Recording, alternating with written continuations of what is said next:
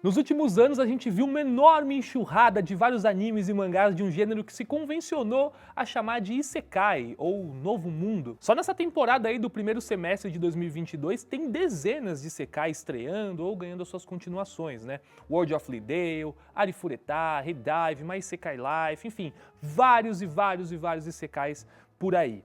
Tem quem ame, tem quem odeie Isekai, mas independente da sua opinião pessoal sobre esse tipo de história, tem uma coisa que a gente tem que pensar aqui. Se tantos Isekai estão sendo feitos, é porque tem público para isso. E se tem público para tudo isso aí, talvez a gente tenha que pensar: por que histórias desse tipo têm tanto apelo com o público nesse momento que a gente está vivendo? Eu sou o Jack e no Bentô de hoje é justamente sobre isso que eu quero te convidar a pensar comigo.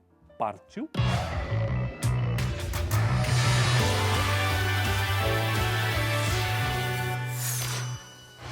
Antes de começar esse vídeo, eu vou pedir para você deixar aquele like, curtir, aquilo tudo que você já sabe para apoiar nós otakus, a dominação dessa empresa.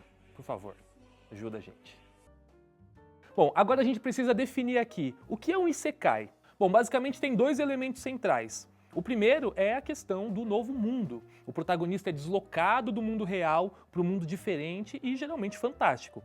O modo como ele é deslocado pode variar, né? Às vezes é um portal, às vezes ele morre, às vezes ele só sai de uma loja de conveniência sem nenhuma explicação.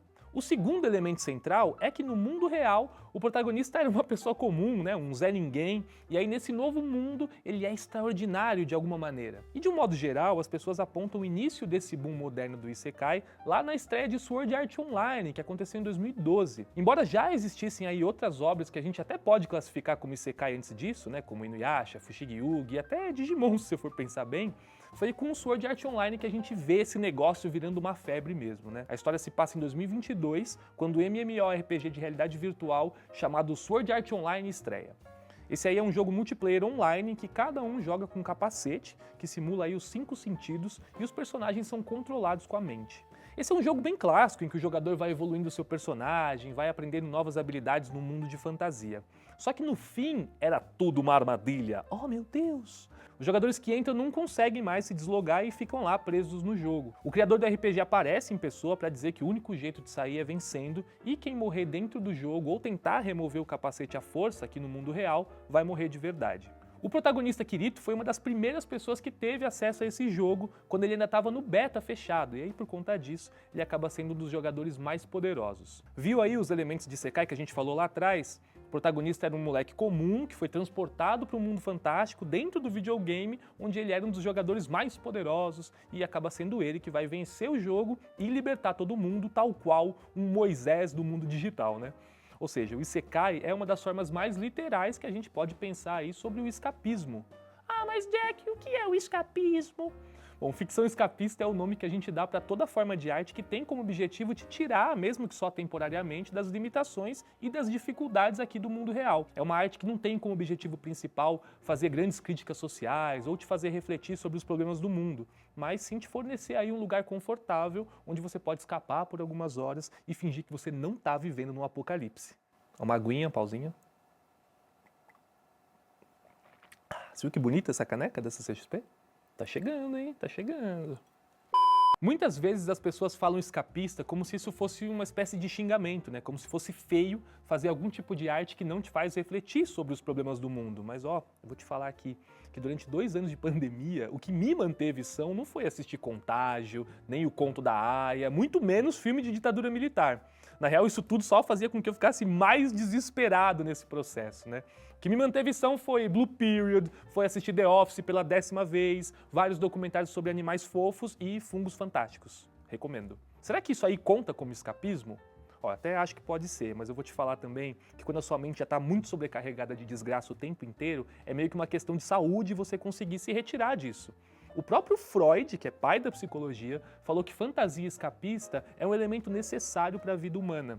E o Tolkien, né, autor de O Senhor dos Anéis, também disse uma vez: por que um homem deveria ser desprezado se ao se ver prisioneiro ele tentar sair e ir para casa? Ou se ao não conseguir fazer isso ele pensar e falar sobre outros assuntos que não sejam carcereiros e muros?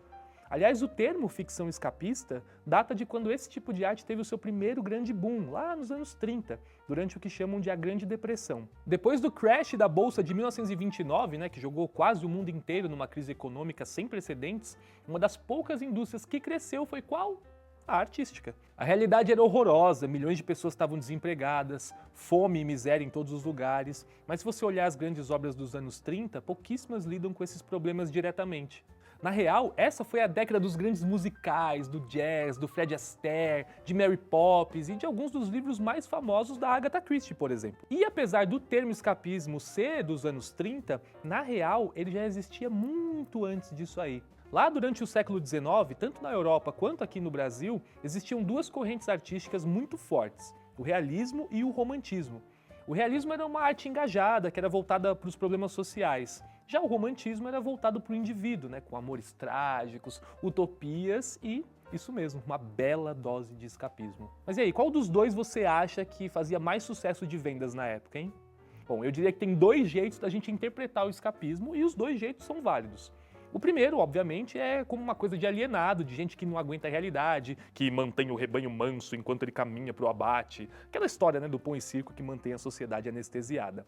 O segundo é entender isso aí como uma forma de arte que te acolhe e te dá um descanso das batalhas do dia a dia, quando você está sentindo que elas são demais para você. Isekai é uma das ficções mais escapistas que a gente consegue pensar. Ele é tanto literalmente escapista, no sentido de que o protagonista escapa do mundo real para um mundo novo e fantástico, quanto figurativamente escapista, no sentido de que geralmente ele conta uma história confortável sobre pessoas que eram totalmente comuns no mundo real, que de repente são poderosas, têm muitos amigos, romances, poderes e tudo mais. Aliás, um aspecto interessante do Isekai moderno é que muito raramente existe qualquer foco dos personagens principais em como retornar para o mundo real, porque era de se esperar que isso fosse ser importante para eles em algum momento, Pensa aí, por exemplo, lá na Caverna do Dragão, se você for velho. Eles falavam todo episódio sobre como eles iam sair daquele lugar e voltar para casa. E lá em Alice no País das Maravilhas, que se você for pensar também é uma espécie de Isekai, a Alice não quer ficar presa no País das Maravilhas, ela quer voltar para casa. Só que isso aí raramente é verdade no Isekai moderno. Em Sword Art Online até era, O grande objetivo da série era justamente conseguir sair do jogo e voltar. Só que na maior parte das histórias que vieram depois, isso não é nem mencionado. Eles não têm qualquer interesse em voltar para suas vidas anteriores, para sua família, para os seus amigos, para os seus empregos, nada disso.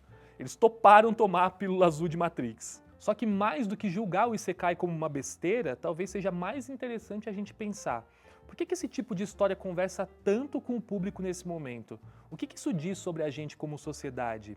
Na última década, a gente vem vivendo aí o que muita gente vem chamando de capitalismo tardio, em que cada vez mais dinheiro se concentra nas mãos de cada vez menos gente e a possibilidade de ter uma vida digna vai se tornando cada vez mais difícil. Parece que cada vez você tem que correr mais para ficar no mesmo lugar na esteira do capitalismo, Inclusive, um outro dia me falaram uma coisa sobre os Simpsons que eu fiquei pensando um tempão. Os Simpsons é uma família de um casal e 3 crianças totalmente sustentada pelo salário do Homer, que é um cara que tinha um trabalho comum numa usina, nenhum emprego absurdamente bom. O Homer não tinha nem ido para a faculdade, hein? E eles moravam sem grandes luxos, mas numa casa bem confortável. Todos os filhos iam para a escola, eles viajavam direto, eles tinham 2 carros. Isso seria impensável hoje em dia, E só se passaram 30 anos. Hoje em dia, inclusive, com a ascensão da internet, significa tanto que o trabalhador pode ser cada vez mais explorado, quanto que você tem essa possibilidade constante de se comparar aí com os outros o tempo inteiro. É uma cobrança que você internaliza e a sua percepção de como é uma vida real fica meio comprometida, quase que abstrata. Lá no Japão ainda, a gente pode ver que existe uma crise afetiva também, com uma taxa de natalidade em queda, cada vez menos gente se casando e cada vez mais gente vivendo totalmente isolada. Talvez por isso essas histórias de pessoas comuns que passam a ser respeitadas pelas suas comunidades, que têm amigos, às vezes têm uma namorada, acabam tendo um apelo gigante. Mais do que gostar ou não gostar do Isekai, você tem que encarar como um fenômeno cultural de grande apelo, E quando você se depara com isso, você precisa pensar: por quê?